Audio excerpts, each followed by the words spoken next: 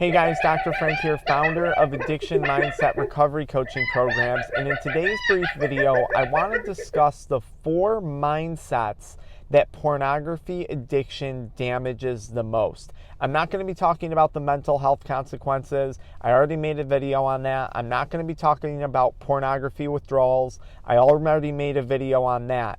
But today I want to talk about the 4 mindsets that pornography addiction damages the most and give you guys some food for thought. Now, here at Addiction Mindset Recovery Coaching, we help people quit nicotine, THC, energy drinks, pornography, and a whole host of other addictions. So be sure to subscribe and turn on your notifications. I try and put out a video every single day to help you get sober, stay sober, and have the best recovery possible. Now, in today's video, it's going to be pretty interactive, so I want you to go get a pen and paper, get a notebook out, take notes in your phone, because I'm going to make you think as we talk about these 4 mindsets, and I want you guys to interact with me in the comments and ask questions along the way. But the goal of this video is to get you thinking, to hopefully change your mindset when it comes to watching pornography and quitting watching porn. So let's start with mindset number 1 that porn damages. It's the ability to say no. So when we have a pornography addiction, we tend to have an inability to say no to ourselves. And that inability to say no might have carried over into other aspects of your life without you even realizing it. So you get home from work, you get home from school, and boom, the first thing you do is you go to watch porn. After watching porn, maybe you take a nap, you take a shower, whatever it is your routine consists of. But it was that inability to say no to porn. And what do I mean by that? Perhaps you're at a point in your life where you want to lose weight. Maybe you're at a point in your life where you want to excel in your job. Maybe you're at a point in your life where you want to start that new exercise routine. So here you are, you come home and you should be working out. You should be maybe meal prepping. You should be maybe wrapping up work from earlier in the day or grinding on that side hustle, but you can't say no to watching porn. So you get home, instead of doing those other things, you put them off, you say yes to porn, and you say no to the things that you actually want to be achieving in your life. And then after watching porn, of course, you know that whole downward spiral begins. The after effects of the high, just like any other drug. So the inability to say no to yourself, to come home and say, no, I'm not watching porn. I'm going to go exercise. I'm going to go meal prep. I'm going to go work on my side hustle. That inability to say no to yourself when it comes to watching pornography becomes very damaging. And it's probably impacting other areas of your life that you didn't even realize, right? Because by watching porn, by saying yes to porn, you're actually saying no to something else, because you're using that time that you could be investing into something that's benefiting you, something that's making you feel better about yourself. You're investing that time into porn. Now, it may also carry into other areas of life that involve saying no. Maybe you're just a person that says yes all the time, even in situations where you shouldn't be saying yes. Most people who struggle with addiction are very compassionate individuals. They're very giving individuals. So maybe there's an instance where you should be saying no because you should be focusing on self-care, taking care of yourself, but you're saying yes to other things, yes to other people. Maybe you're trying to start a new diet and you should be saying no to sugar, but you're saying yes all the time because you haven't practiced saying no to porn. You're used to saying yes all the time. Yes, I'm going to watch porn. You don't even think twice about it. Maybe that's a reason why you're not thinking twice when it comes to sugar. Maybe that's a reason why you're always saying yes to your friends when you should maybe be saying no and working on that side hustle or working on that school homework that you need to wrap up, right? Is your inability to say no, I'm not doing this right now, spilling over to other areas of life? And could it be related to pornography addiction? That's one of the beautiful things about recovery and pornography. You learn to say no. And that brings me into my next point. Instant gratification versus delayed gratification. A lot of people who suffer from addiction are actually very ambitious individuals, and they have high goals for themselves. They want to achieve big things in life, and they tend to get down on themselves when they fall short of achieving those things. One of the problems with pornography addiction is it makes our brains accustomed to instant gratification. It's an instant satisfaction.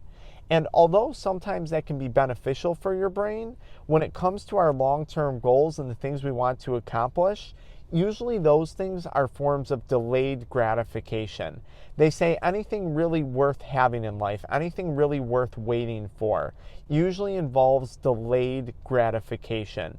So excelling in your job, building that business that you've been thinking about building, getting that perfect relationship with someone. All of these things are forms of delayed gratification. Fasting on a nutrition program and feeling really good from the weight loss, putting in the work with the exercise to lose weight and better your health. These things are forms of delayed gratification. And pornography damages our brain in such a way that we come to only crave and accept instant gratification. Think about how that's damaging your life right now. Are there areas of your life that are requiring delayed gratification, but you're so focused and you're so hell-bent on that instant gratification, that instant satisfaction from pornography, it's perhaps damaged your ability to accept delayed gratification in other areas of your life.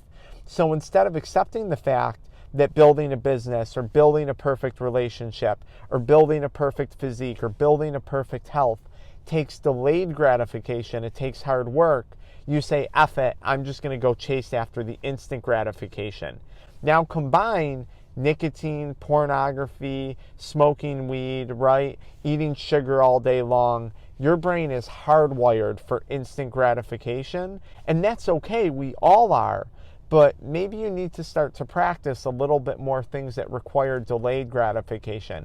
I always say, whether it was recovery from porn, nicotine, THC, I think fasting is an instrumental tool that can be used because it trains us in delayed gratification and it trains us in the ability to say no. No, I'm not going to eat right now. I don't have to.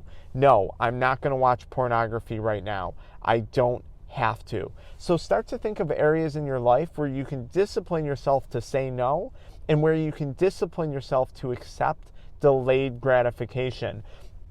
No, I don't need to buy that right now. I need to save my money. I need to invest it in a Roth IRA or an index fund. And then later on in life, I can reap the benefits of 7 to 8% interest, a form of delayed gratification, and I can really enjoy myself in life, right? So start to think about that. Is it savings? Is it nutrition? What can you do to train your brain on delayed gratification and saying no? The third mindset that pornography damages is our ability to socialize with people.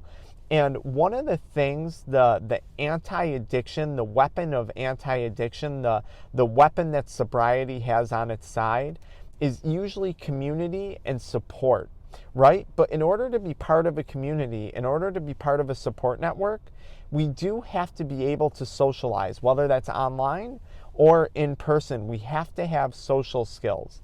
And pornography often damages those social skills when it comes to a person suffering from porn addiction. So I think one of the biggest things you can do, because porn, right? Porn dehumanizes us. It dehumanizes the people we're looking at, and we start to see people as objects versus actual people. One of the funniest things I hear in people recovering from pornography addiction is, oh, if I just had a girlfriend or a boyfriend, it would solve this. That's a person. It's not just a thing that you're banging. You know what I mean? It's a human connection that you're going after.